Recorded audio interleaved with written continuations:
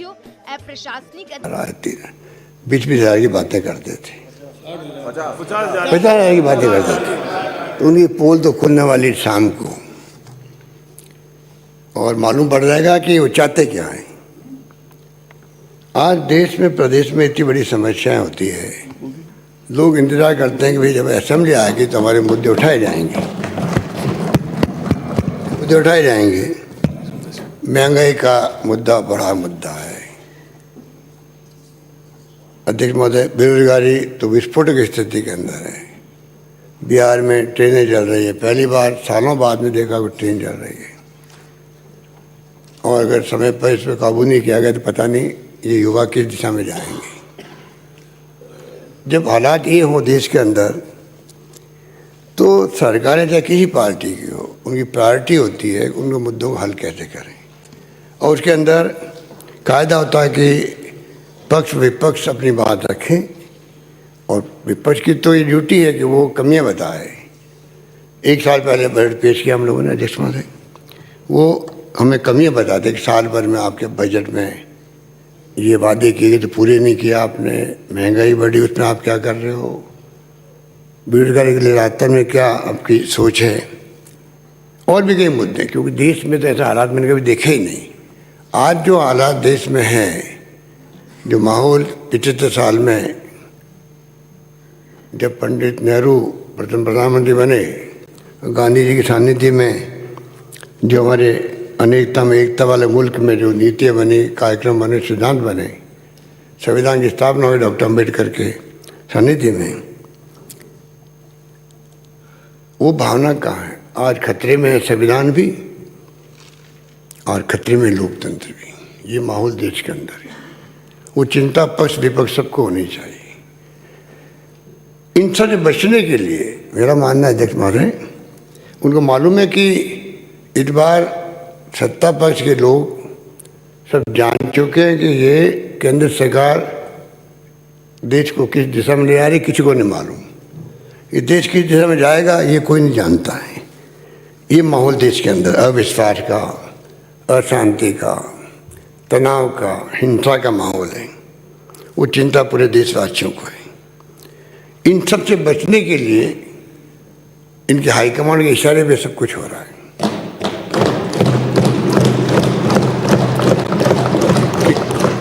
3 साल में इन्होंने एंटी इनकम्बेंसी पैदा नहीं कर पाए सरकार के खिलाफ में। इनको इस बात की तकलीफ है कि आज आम जनता में सरकार विरोधी लहर, या कह दीजिए लोगों की भावना पैदा हो जाती है 2-2.5 साल के बाद में। इस बार इनके लोग भी प्राइवेटली कहते हैं कि इस बार एंटी इनकम्बेंसी नहीं है। जब नहीं है तो ये क्या बात बोले।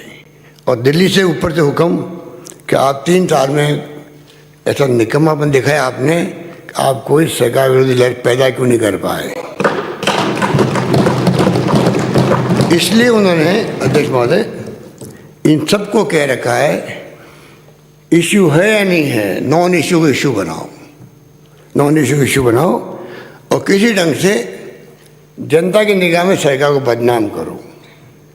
और झूठे बदनाम करने में तो ये लोग माहिर हैं, इनकी पार्टी माहिर है, इनके नेता माहिर हैं।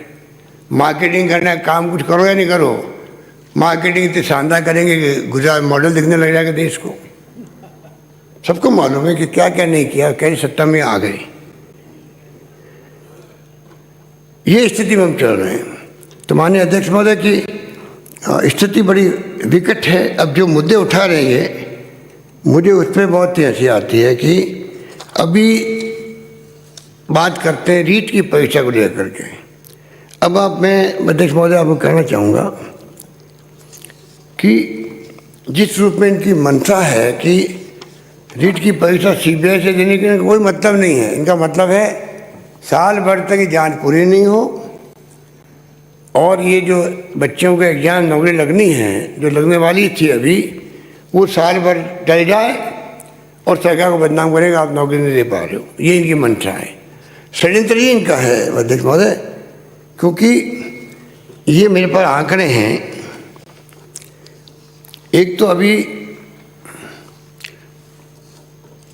5-7 दिन पहले 9 फरवरी को लोकसभा के अंदर हमारे माननीय सांसद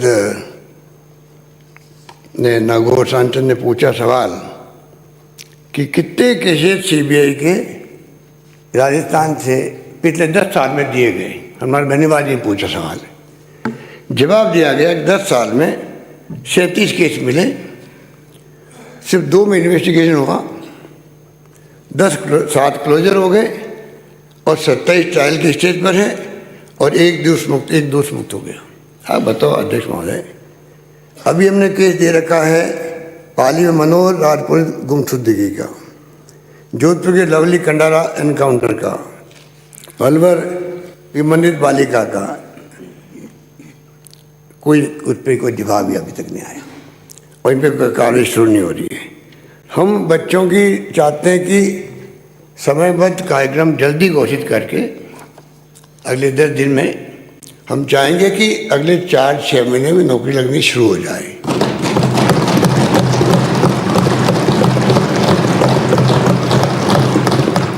तैंतीस 30,000 नौकरियाँ 32,000 नौकरियाँ में निकाली थी, पहले 20,000 बढ़ाई, फिर 10,000 और बढ़ा दी, 30,000 और बढ़ा दी, मतलब 62,000 नौकरियाँ लग रही है। उस 62,000 नौकरी रुके कैसे लग नहीं पाए। इसीलिए आप देख रहे हैं पिछले 10-15 साल से ही कभी हाई कोर्ट में, कभी किसी कांड से नौकरियाँ रोकने का प्रयास कुछ लोग करते रहते हैं। ऐसी स्थिति में इनकी मांग क्या उचित है। कटारे जी नेता प्रतिपक्ष तो हैं पर साथ में एक शिक्षक भी है। उन्होंने खुद ने कहा, मैं भी परसों उनका स्पीच सुन रहा था घर से, कि मैं शिक्षक हूँ और मुझे मालूम है कि सीबीआई में बहुत वक्त लगता है, मुझे मालूम है। ऐसे जो ये अच्छा काम कर रही है, अरे भाई अच्छा काम कर रही तो फिर आप समझो अपना हाईकमान को कि आप मुद्दा गलत पकड़वा रहे हो हम लोगों को। अच्छा काम करे, मैंने सर्टिफिकेट दे दिया एसएसजी को। मैंने खुद ने देखा जब पहला स्टेटमेंट उनका आया था, जैसे वो जयपुर आए ऊपर दबाव पड़ा ताकि पलट गए। नेता परिपक्ष को इतनी हिम्मत दिखानी चाहिए कि वो सही बात कहे। और किस तरह से ये मांग कर रहे हैं सब मिल करके, इसलिए किसी ढंग से बच्चों की नौकरी नहीं लगे। इसलिए मैं आह्वान करना चाहूँगा प्रदेशवासियों से भी कि इनकी जो चाल है उसमें आप उनको समझ जाएं, ये चाल को पर्दाफाश करें उसका। और जिस रूप में इन्होंने पूरा सदन को डिस्टर्ब कर रखा है। माननीय राज्यपाल महोदय का स्पीच चल रहा था और आपने उनको इशारा भी किया राज्यपाल महोदय को, उन्होंने आपकी बात को तवज्जो दे करके इनसे रिक्वेस्ट करी, उसके बाद भी इन्होंने परवाह नहीं करी उसकी, क्योंकि इनको तो जो इनका एजेंडा है उसको इनको आगे बढ़ाना है। कैसे सरकार को बदनाम करो, झूठा बदनाम करो। इसलिए मैं कहना चाहूँगा माननीय अध्यक्ष महोदय, सीबीआई को ट्रायल दिला के ये 1 साल बर्बाद करना चाहते हैं कम से कम, और पता नहीं 1 साल में वो किस स्टेज पे केस को लाएंगे। इसलिए माननीय अध्यक्ष महोदय बहुत शानदार काम किया एसओजी ने, मैं उनकी धन्यवाद देना चाहूँगा। जिस दिन से इत्तला मिली, ये पहला केस है देश के अंदर। आप देखिए कितनी जगह पर ये आपके केसेज जो है देश के अंदर, तो दूसरे राज्यों में भी परीक्षाएं जो है, गुजरात में कितनी परीक्षाएं जो पेपर लीक हुए हैं। गुजरात में non secretariat clerk, Haryana police constable paper, Madhya Pradesh में एसडीओ, एआरईओ और नर्सिंग भर्ती परीक्षाएं, यूपी में दरोगा भर्ती और यूपी में यूपीपीसीएल भर्ती, यूपी लोअर सबऑर्डिनेट परीक्षा, ग्राम विकास अधिकारी, यूपीपीटी, यूपीटीटी परीक्षा और केंद्र सरकार द्वारा आयोजित यूजीसी नेट 21 2021 नीट परीक्षा, एसएससी सीजीएल भर्ती, थल सेना में जनरल ड्यूटी। ये परीक्षाएं सब जगह पेपर लीक हुए हैं देश भर के अंदर। तय पे जाना चाहिए कि कारण क्या है। देख महोदय कि ये स्थिति क्यों बन रही देश के अंदर? पेपर लीक होते जा रहे हैं, गैंग बन जाती है, स्थिति क्यों बन रही है? कुछ कारण होंगे, फ्रस्ट्रेशन होगा युवाओं के अंदर, जो हालात बन गए देश के अंदर, जिस प्रकार का माहौल बनता है उस प्रकार का बिहेव जनता करने लग जाती है। माहौल बनाने वाले दोषी कौन है? एनडीए गवर्नमेंट है और बीजेपी है। बर्बाद कर दिया देश को, बर्बाद कर दिया है। पूरा देश चिंतित है। इंदिरा गांधी ने जान दे दी तो खालिस्तान नहीं बनने दिया। राजीव गांधी शहीद हो गए, सरदार बेंची जी शहीद हो गए। एक तरफ तो त्याग बलिदान की कहानी आज़ादी की पहले की बात के हमारे साथ में है। ये लोग 70 साल में क्या किया जुमला बोल देते हैं। 70 साल में क्या किया जुमला बोल देते हैं, क्योंकि इनकी तो सोच ही अलग तरह की है। इनकी सोच तो अगर कोरोना आ गया, दुनिया चिंतित हो गई क्या होगा। और हमारे केंद्रीय मंत्री कहते हैं अर्जुन मेघवाल, भाभी जी पापड़ खाओ, भाभी जी पापड़ खाओ, आपको कोरोना चला जाएगा। ये वो सोच वाले लोग हैं। शेखावत साहब कहते हैं गजेंद्र जी बालाजी को नारियल चढ़ाओ। कमाल है।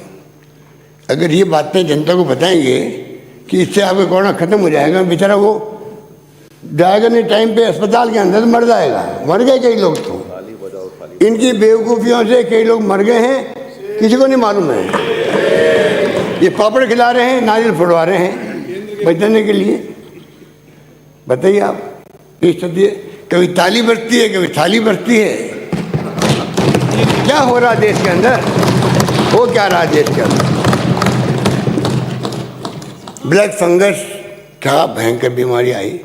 500 पेशेंट तो यहाँ आगे, 500 पेशेंट ब्लैक फंगस, पूरा आधा चेहरा जो है, क्या क्या नहीं हुआ। मैं तो देख के आया अस्पताल के अंदर।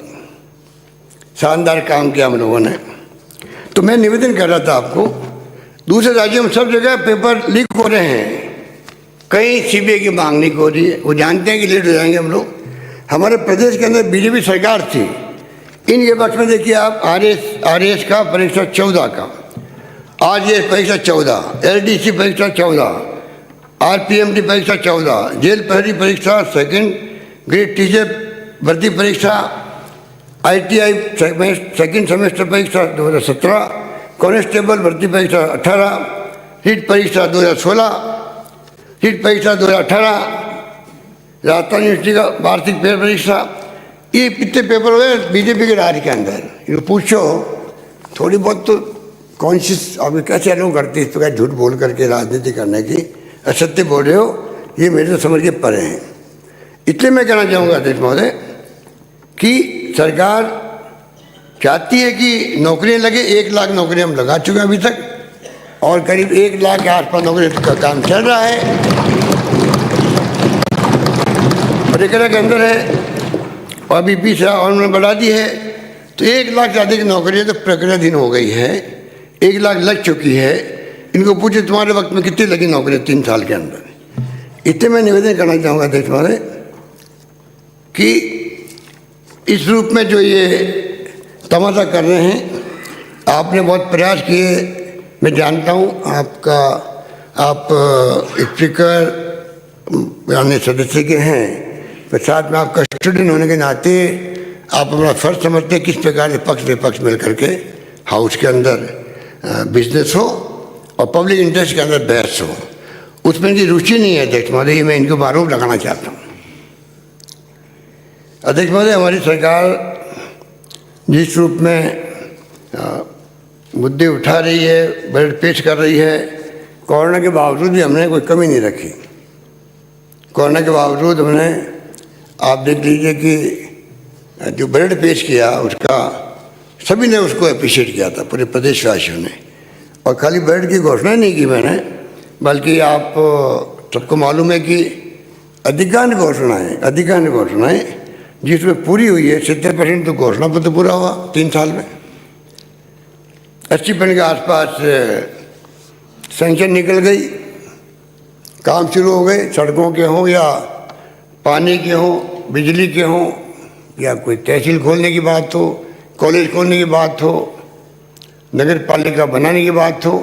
अधिकांश काम जो हमारे साथियों ने मुझे दिए अधिकांश काम लागू भी हो गए, प्रारंभ भी हो गए।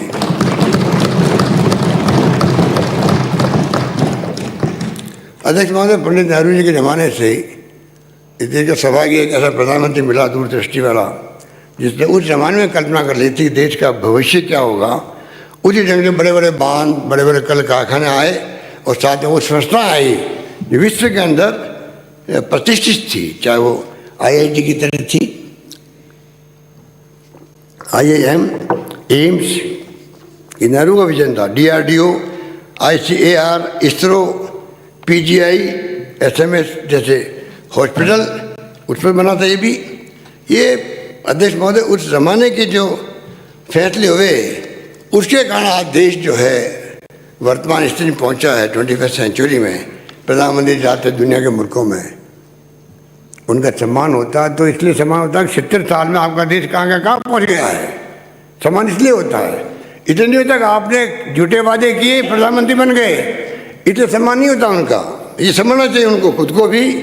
जो समझ नहीं पा रहे वो खुद भी नहीं समझ पा रहे हैं, क्योंकि जो माहौल बन गया है RSS और BJP का, उस माहौल में वो उड़े जा रहे हैं। और समय आने पर पब्लिक उनको आईना दिखाएगी कि आप क्या भाषा बोल रहे थे इंडिया गेट पर, क्या बोल रहे थे। डंके की चोट हम बताएंगे कि 70 साल में कमियाँ क्या रही। अरे ऐसी सोच रखने वाले क्या इतिहास बनाएंगे देश के अंदर। अरे इतिहास जो है आपका, अगर उसको आप सही परिप्रेक्ष्य में रखोगे पब्लिक के सामने, तब आप खुद इतिहास बनाने के काबिल बनोगे। कमियां बताओगे, उपलब्धि नहीं बताओगे, ये उनकी सोच है। तो आप समझ सकते हैं कि किस दिशा में देश को ले जाना चाहते हैं। इसलिए मैं निवेदन करना चाहूँगा, हमारी सोच आपको मालूम है अध्यक्ष महोदय, पूरे सदन के साथियों को कहना चाहूँगा कि पिछली बार भी जो मांगा मैंने कॉलेज खोले, मैं कोई कंपेयर करूँगा तो टाइम लग जाएगा कि BJP शासन में क्या क्या किए गए।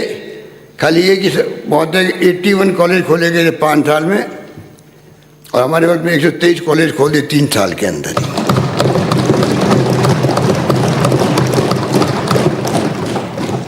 ये सारे आंकड़े मेरे पास में, मैं उस पर नहीं जाना चाहूँगा।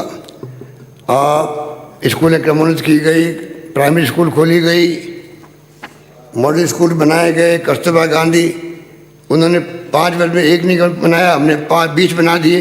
कस्तूरबा भी सब कुछ किया। और नीति आयोग ने खुद ने 19-20 की परफॉर्मेंस ग्रेड इंडेक्स में राजस्थान को A+ दिया है। अध्यक्ष महोदय, नीति आयोग ने दिया है। इंस्पायर अवार्ड में 2021 में राजस्थान प्रथम है इंस्पायर अवार्ड में। अध्यक्ष महोदय, हमारे मिस्टर गोविंद दत्ता जी बैठे हुए हैं, शिक्षा मंत्री थे तत्कालीन। इनका खुद की सोच थी कि बच्चों को इंग्लिश सिखाई जानी चाहिए। ज़माना बदल गया, 21वीं सेंचुरी में जा रहे हैं। मुझे खुशी है कि 562 इंग्लिश मीडियम स्कूल खुली।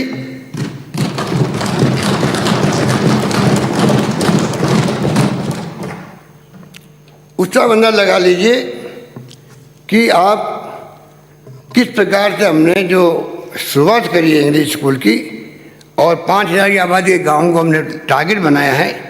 अगला बजट आएगा, हम चाहेंगे कि किस प्रकार से इंग्लिश स्कूलों के माध्यम से एक क्रांति आ रही है राजस्थान के अंदर। आप महसूस करोगे 10-15 साल के बाद में किस प्रकार से बच्चे जो है आपके परिवार के, गांव के परिवार के बच्चे, उस ज़बान पे इंग्लिश रहेगी हिंदी के साथ साथ में, कॉन्फिडेंस रहेगा बोलने का, इंग्लिश बोलने का।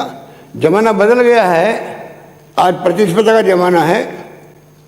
इंटरनेशनल भाषा एक प्रकार से इंग्लिश बन गई है। राष्ट्रीय अंतर्राष्ट्रीय स्तर पर आप कॉन्फिडेंस के साथ बोल सकते हो। मैं नहीं बोल सकता, बचपन में मैंने विरोध किया था इंग्लिश का, क्योंकि उस वक्त माहौल ऐसे ही था। दक्षिण वाले विरोध करते थे हिंदी का, हम विरोध करते थे इंग्लिश का। कोई बोर्ड हो तो जला दो इंग्लिश के बोर्ड को। उस जमाने में इंग्लिश क्या काम आएगी, बाद में मालूम पड़ा इंग्लिश क्या काम आती है। तो हमने खुद ने सपोर्ट किया शिक्षा मंत्री जी को। राजस्थान पहला राज्य देश के अंदर होगा जहाँ गांव-गांव में इंग्लिश स्कूल खुल रही है। जितनी आप मांगोगे उतनी मिलेगी आपको।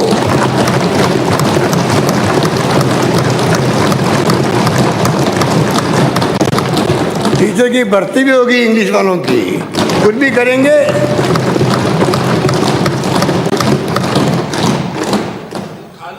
राजस्थान में मानव संसाधन, ह्यूमन रिसोर्सेज शानदार बने, चहुमुखी प्रतिभा वाला बने, ये मेरी सोच है। मैं उम्मीद करता हूँ कि उसी सोच को हम आगे बढ़ाएंगे।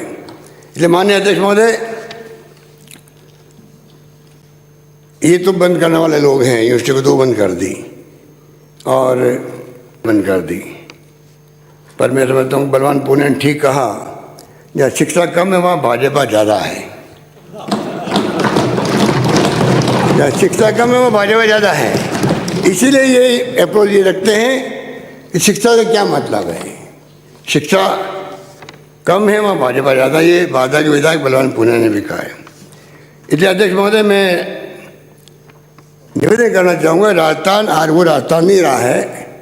आज राजस्थान में शिक्षा के क्षेत्र में बहुत आगे बढ़ चुके हैं। राजस्थान में IIT आ गई, IIM उदयपुर में आ गया, IIIT कोटा में आ गई, एम्स जोधपुर के अंदर आ गया, विश्वविद्यालय की तो झड़ी लगी हुई है।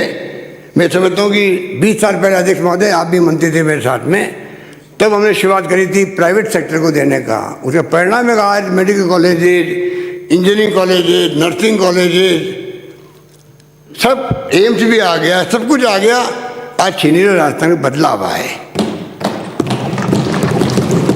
किस प्रकार से हम आगे बढ़ाएं, प्राइवेट सेक्टर में हमने अलाउ किया उनको प्रोत्साहन दें, क्योंकि सब काम सरकारी स्तर पर नहीं हो सकता है।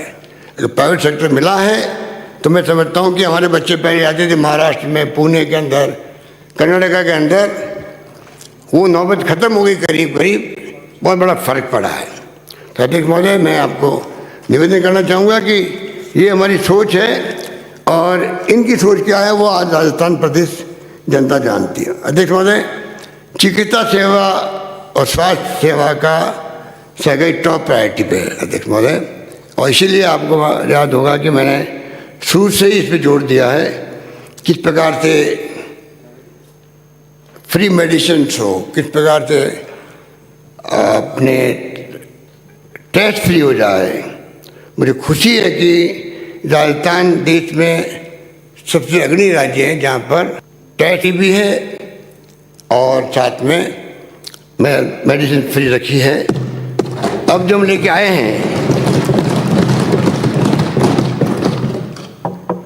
और अध्यक्ष महोदय भी मैं कहना चाहूँगा, जो हमने निरोगी राजस्थान की शुरुआत करी थी 19 के अंदर, प्रिवेंशन ऑफ मेडिसिन, कम से कम मेडिसिन की जरूरत पड़े एक,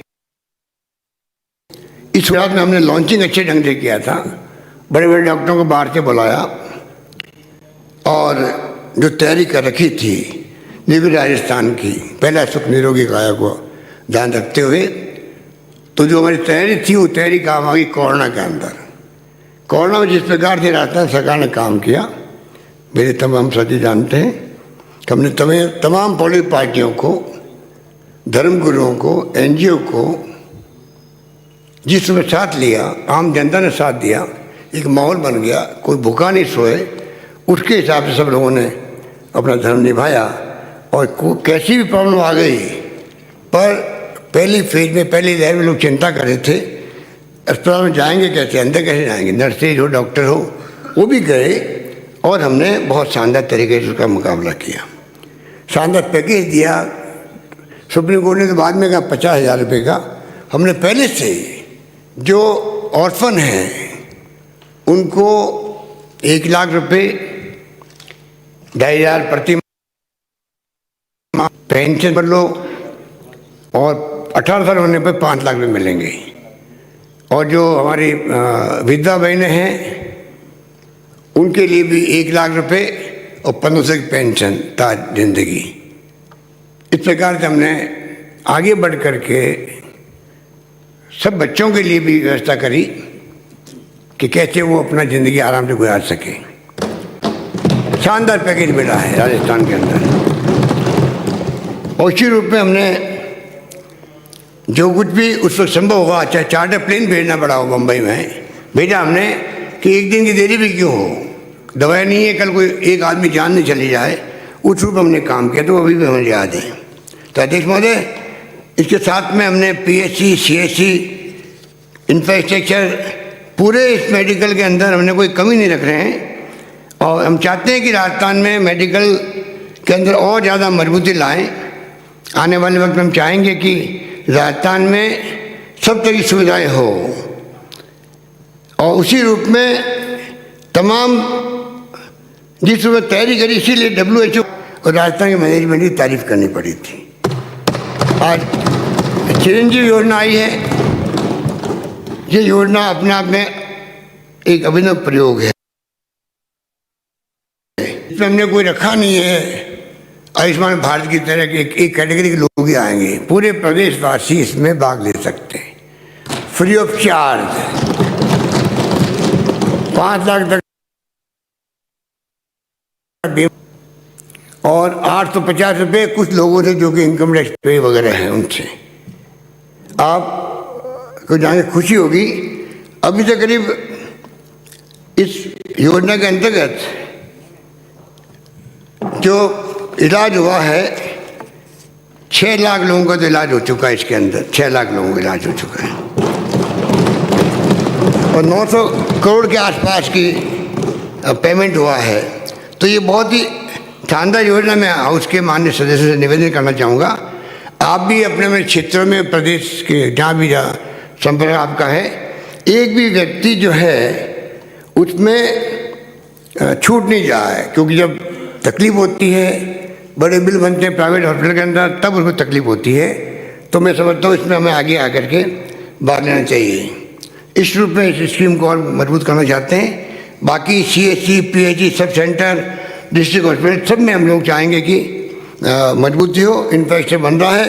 ऑक्सीजन हमारे पास पहले 200 मेट्रिक टन मुश्किल रहती, आज हमने जो व्यवस्था करी है उसमें अध्यक्ष महोदय 1000 मेट्रिक टन ऑक्सीजन की, 200 मेट्रिक टन से 1000 मेट्रिक टन ऑक्सीजन का इंतजाम कर दिया हम लोगों ने। ऑक्सीजन बेड्स जो है पहले हमारे पास 5900 थे, अब हम 28,000 कर दिए ऑक्सीजन बेड्स। ICU बेड 1200 थे, 6000 कर दिए ऑक्सीजन ICU बेड, जिसकी जरूरत पड़ती है ICU बेड। बच्चों का ICU 665 थे, अब हमने 1600 कर दिए। तो अध्यक्ष महोदय, एक तरफ तो हर जिले में मेडिकल कॉलेज खोल रही है और साथ में इंफ्रास्ट्रक्चर में हम लोग पूरी तरह ध्यान दे रहे हैं। ये मैं निवेदन करना चाहता हूँ। अध्यक्ष महोदय, हमने शुरू से ही, आपको तो जानकारी है कि हमने किसानों को प्रायोरिटी दी है। किस प्रकार से, अब पता नहीं भारत सरकार तो किसानों की आमदनी कब दुगना करेगी, सबको इंतजार है। जैसे अच्छे दिन के इंतजार थे, उसी ढंग का इंतजार दो गुना करने का है। कब करेंगे और कब फ़ायदा मिलेगा। पर हमने जो है जो वादे पूरे किए हैं जिस रूप में, मैं समझता हूँ कि उसी का परिणाम है कि आज हम लोग किसानों के लिए जो है जिस प्रकार से उनको जो हमने किसान सम्मान निधि दी है 1000 रुपये की प्रति माह,